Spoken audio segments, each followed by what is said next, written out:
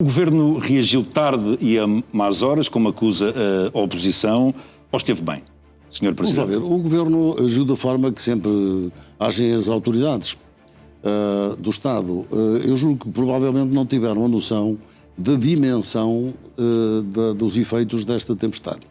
E, portanto, quando se deslocaram ao terreno e verificaram realmente, e em função das imagens que viam nas televisões, que a situação foi muito mais grave do que inicialmente...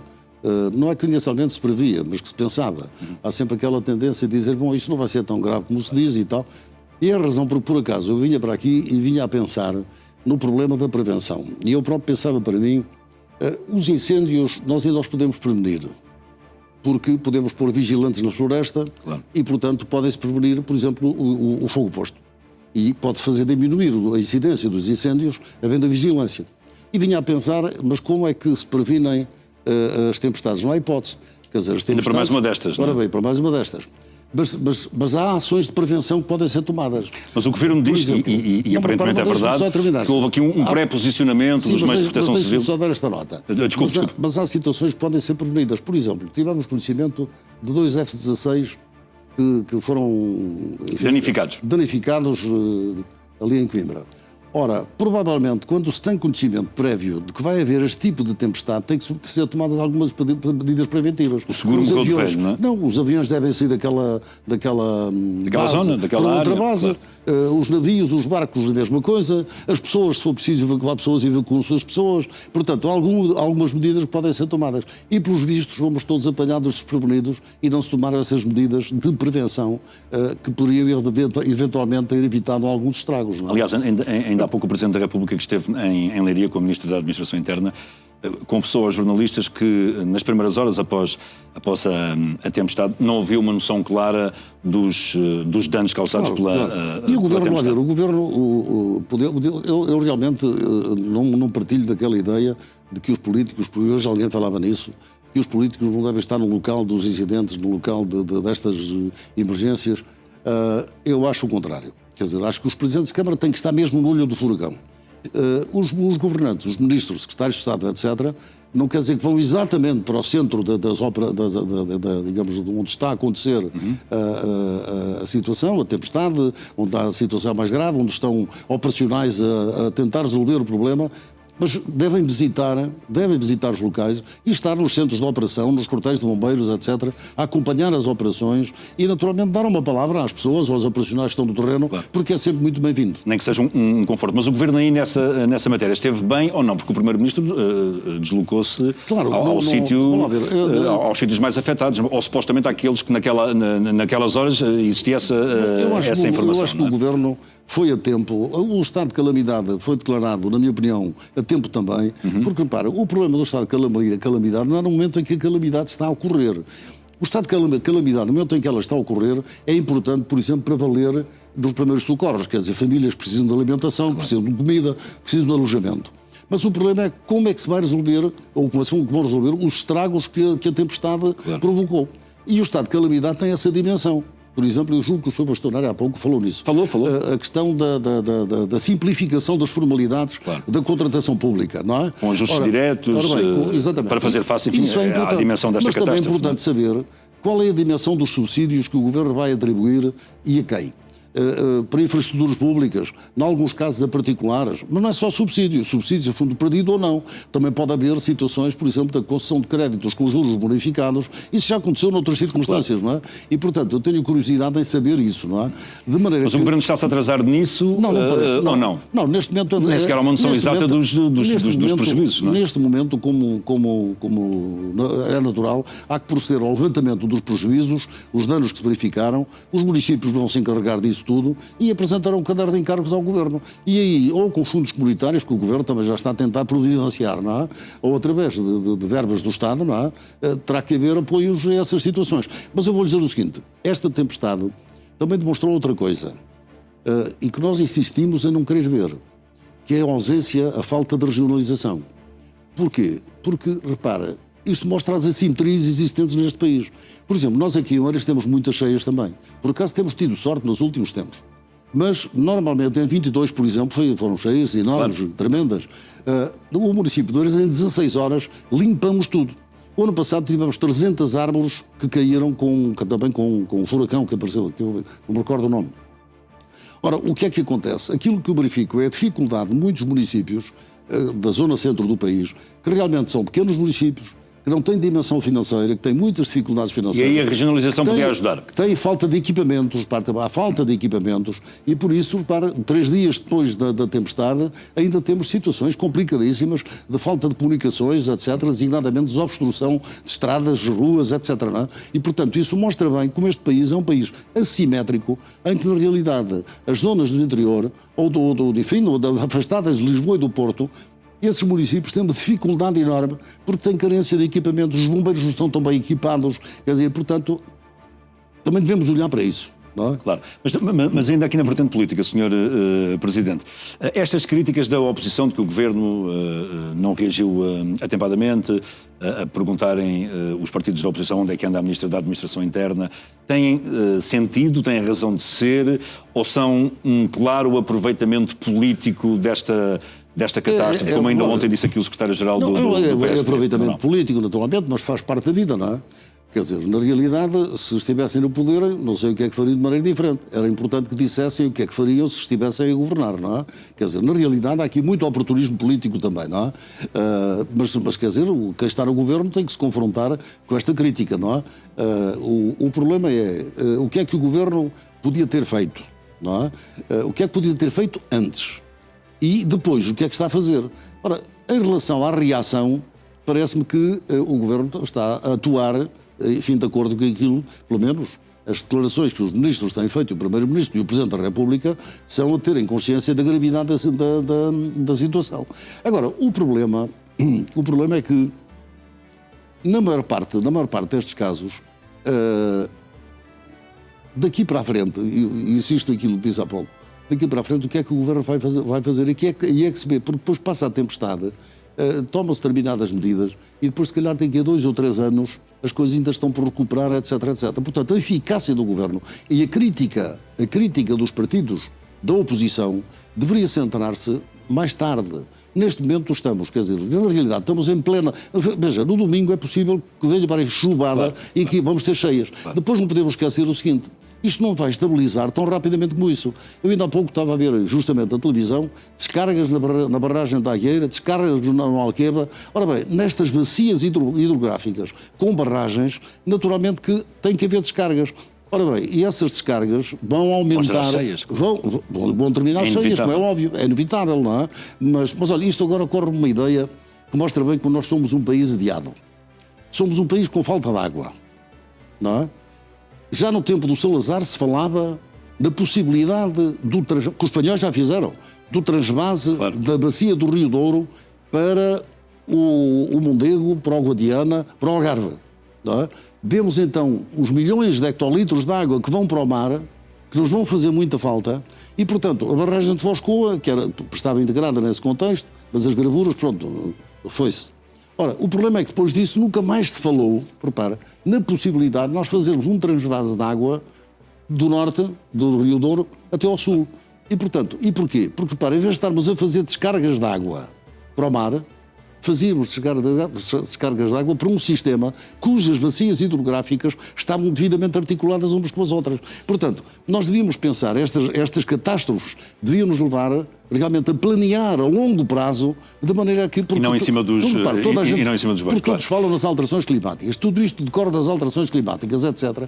Umas coisas decorrem nas alterações climáticas, outras não. Mas se é verdade que parece irreversível esta evolução das alterações climáticas e que estes fenómenos serão cada vez mais frequentes... Mais uma razão para... O que é que fazemos daqui a 20 ou 30 ou 40 anos? Senhor Presidente, vamos aos temperos e vamos começar com o no ponto. Bom, no ponto desta vez é o Oeiras, o município de Oeiras. Uhum. E porquê? Justamente porque decidimos prestar uma homenagem aos presos políticos que passaram pelo Forte de Caxias. Uhum. E foram 10 mil.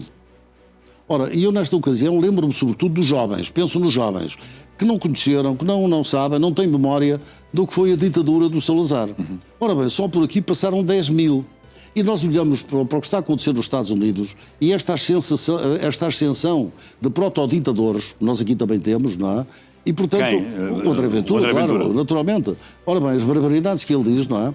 E, portanto, o que é que acontece? É importante nós lembrarmos às pessoas, não é, que realmente tivemos ditadura e, portanto, quando alguém diz tivemos ditadura, ponto, passaram 10 mil cidadãos presos e, atenção... Só numa prisão. Mas espera, e não eram só comunistas. É que há um bocado a ideia de que os presos políticos eram tudo comunistas. Não é verdade. Havia muitos patriotas, muitos portugueses que amavam a democracia e aspiravam à democracia e à liberdade.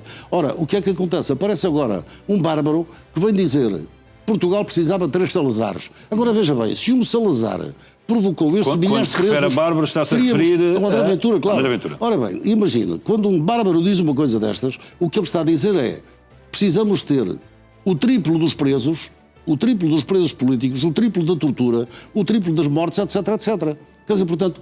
As pessoas têm que pensar nisto, porque na realidade, quando alguém... O bárbaro, na realidade, tem que ser confrontado com as barbaridades que diz. E naturalmente que eu estou aqui a dizer isto, repare, muita gente diz, o Isaltino não gosta do Ventura. Não, nada disso, eu não tenho que gostar ou deixar de gostar. Quer dizer, o que eu acho é que na realidade, veja bem, no último debate das presidenciais, sim, senhor, o que é que vem ao de cima? Mas a propósito de André Ventura, vamos já passar para o próximo tempero, que é justamente relacionado com André Ventura, que é o azedo, não é? Não, mas deixa-me ver, atenção, é um quadro, não expliquei, é um quadro de 6 por 20 metros. Em relação a... Atenção, okay. 6 por 20 metros, da autoria da Graça Moraes, que vai ficar ali junto ao Forte de Caxias, justamente para relembrar os 10 mil cidadãos que passaram pela prisão de Caxias. Outros passaram por Peniche, mas ali foram 10 mil, e, portanto, justamente para que a memória não se perca, não é? E, portanto, vai ficar ali a assinalar exatamente o que foi a tortura, o que foi o sacrifício, o que foi a luta de pessoas que queriam a democracia e a liberdade. E, portanto, no ponto. Agora, vamos ao azedo. André Ventura, porquê é que escolheu André Ventura? Exatamente porque acabei de dizer. Portanto, mas acrescentava uma coisa. E isto mostra a tolerância que vocês, jornalistas, que a comunicação social tem com André Ventura. Lá está o Sr. Presidente. Lá está o Sr. Presidente. Eu vou dizer. Com toda a isenção, não tenho tolerância nenhuma, nem pelo André Ventura, nem por ninguém, nem pelo Sr. Presidente, inclusive. Há uma grande tolerância, mas eu vou dizer porquê. O que eu retiro do último debate, o debate não serviu para nada, claro. Entre António José Seguro e André Ventura, um assumiu a posse de Estado, de aumento de Estado e tal, e o outro achincalhou, mentiu, insultou, até utilizou o vernáculo em inglês, quer dizer, e portanto a insultar, não é? De maneira que, o que é que eu quero dizer com isto? A dada altura, e é o que eu retiro então daquele debate, entalado pelo Seguro, teve um rasgo extraordinário, que foi o de confrontar o André Ventura com as buçalidades que ele diz. E, portanto, com os problemas que ele levanta sem soluções. E, portanto, o que é que ele disse? Como é que vai ser nomeado um novo Procurador-Geral da República? E ele disse isto. O Ministério Público escolhe o Procurador-Geral da República. E eu pergunto, onde é que está a comunidade académica deste país? Onde é que estão os homens do direito? Onde é que estão os políticos, os comentadores, para verem que isto traduz uma insensibilidade total ao que é o Estado de Direito? Quer dizer, então, a corporação agora, então, mas que é isto da separação de poderes, não é? Quer dizer, um indivíduo dá uma brutalidade destas, dá um pontapé no Estado de Direito e tudo se cala, ninguém diz nada. Eu fico espantado. Quer dizer, portanto, azedo para o André Ventura. Sim, senhor. E o André Ventura fez bem a ir a Leiria? Não, acho que fez bem. Portanto, o que fazem todos bem. Só não parece que fez bem aquela hipocrisia da distribuição dos alimentos, não é? Quer dizer, porque na realidade há qualquer coisa que está mal. Quer dizer, numa situação destas, é óbvio que os municípios, as instituições, digamos, do Estado ou da solidariedade, encarregam-se disso, não é? E, portanto, obviamente que aquilo é mais um ato de hipocrisia de André Ventura. Agora, ir ao local, eu acho bem, os líderes políticos fazem bem a ir, não é? E o apoio do Almirante, António José Seguro, e já agora de Ramalhianes?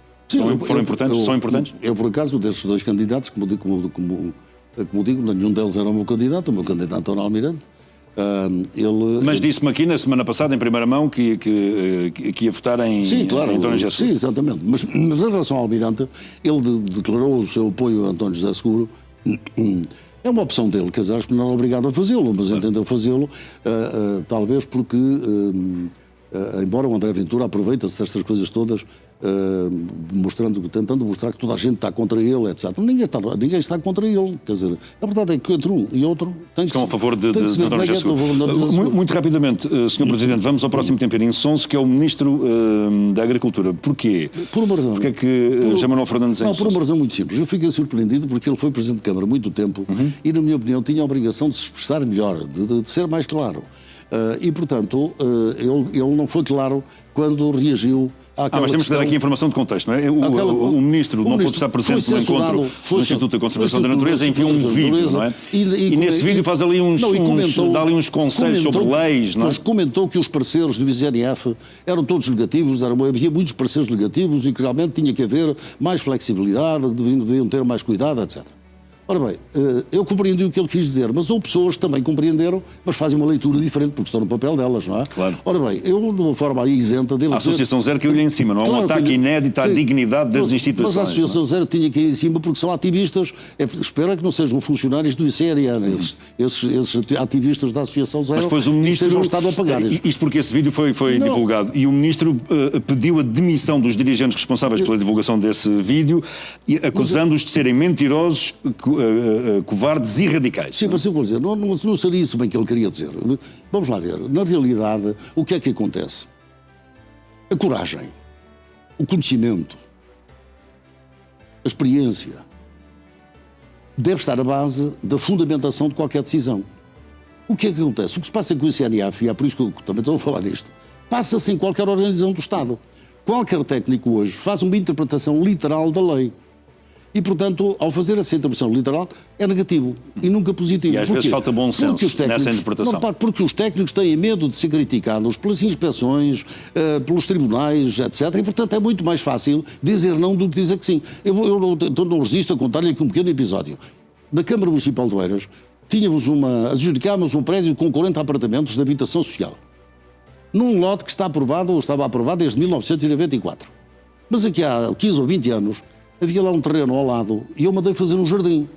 E a dar altura os jardineiros, o que é que fizeram? Não só fizeram jardim onde eu disse, mas nas zonas que não estavam ocupadas. E plantaram 4 ou 5 sobreiros no tal lote que estava absolutamente legalizado. E os sobreiros cresceram... E então o que é que acontece? Quando inicio a construção, alertam-me que era preciso ouvir o Instituto de Conservação da Natureza. Não era, na realidade não era preciso. Mas eles foram altamente zelosos. E foi ouvido, parecer negativo. E lá tenho eu que andar atrás do secretário de Estado, do ministro, dessa gente toda. Eu vou dizer o seguinte, eu tenho a fama de ser um tipo realizador. Mas as pessoas não imaginam, os portugueses não imaginam a saga que é, quer dizer, parecer daqui, parecer da lei, quer dizer, sem qualquer fundamento, porque é mais fácil dizer que não do que dizer que sim. Portanto, o Ministro, na minha opinião, o que ele estava a criticar é esta falta de bom senso que muitas vezes impera em certas organizações. Nas decisões técnicas, um técnico da base diz que não e depois dali para cima os dirigentes não têm coragem para contrariar o técnico. Por isso é que é preciso ter conhecimento para fazer a fundamentação adequada para contrariar o técnico no respeito à lei em baixo. Sr. Presidente, vamos à sugestão gastronómica desta sexta, que é o rastilho em Barcarena. Estão a ver o que é isto? Estamos no rastilho. Ora, isto é uma granada. Mas realmente o conteúdo não é nada de ofensivo. É canela.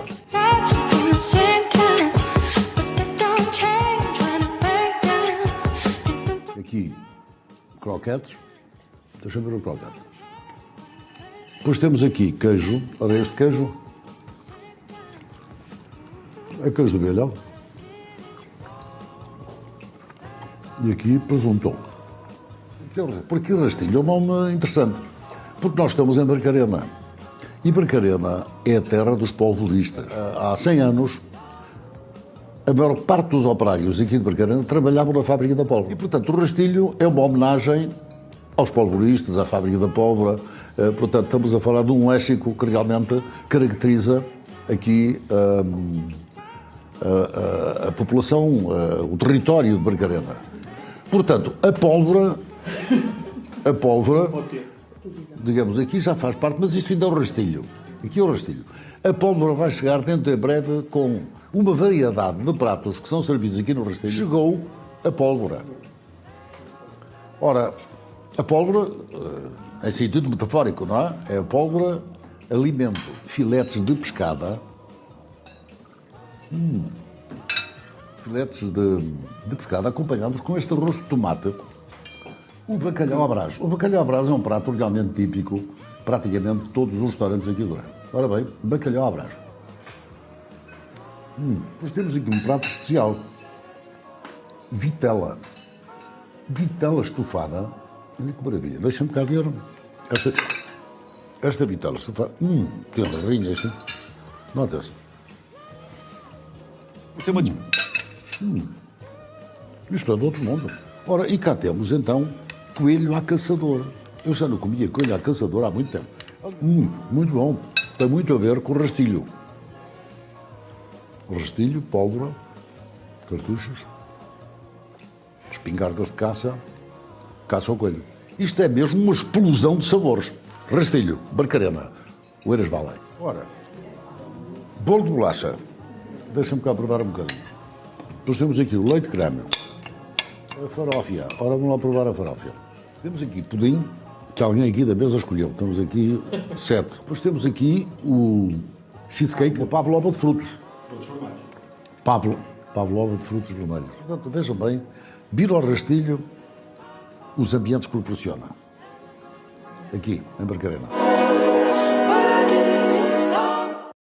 Bom, e o Sr. Presidente da Câmara Municipal de Oeiras estava-me aqui a fazer uma ressalva que não quero mais fazer, é que o Sr. Presidente não come estes pratos todos. Bom, só prova, não é? Vai penicando um bocadinho aqui, um bocadinho ali, não é? Ainda bem que isso é esclarecido, porque na realidade eu provo, não vou... Quer dizer, se vem uma carne de vitela estufada, eu só provo um bocadinho, não é? Aliás, em tudo. E nem não provo tudo, mas provo alguns.